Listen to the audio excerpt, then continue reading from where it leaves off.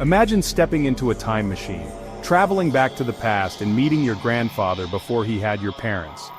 Now what happens if you prevent him from having kids? Would you even exist to travel back in time? This is the grandfather paradox, one of the most famous puzzles in time travel theory. The grandfather paradox is a thought experiment in time travel. It asks, what happens when a time traveler changes events in the past that directly impact their own existence? The name comes from the scenario where someone goes back in time and prevents their grandfather from meeting their grandmother. If that happens, the time traveler wouldn't be born, but if they were never born, how could they travel back in time to begin with? The paradox creates a logical loop. If you succeed in altering the past, your very act of doing so erases your ability to make that change in the first place.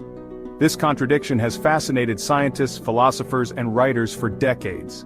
It challenges our understanding of causality, how one event leads to another.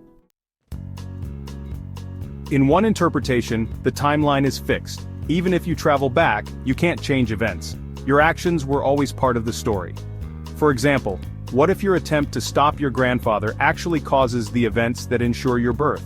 Another theory suggests the multiverse. Here, any changes to the past create a new alternate timeline. You'd still exist in your original timeline, but the version of you in the new one would be erased, or maybe coexist with you.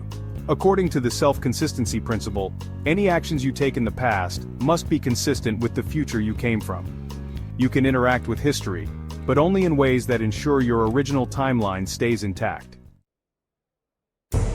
Physicists like Albert Einstein have explored the concept of time travel through general relativity.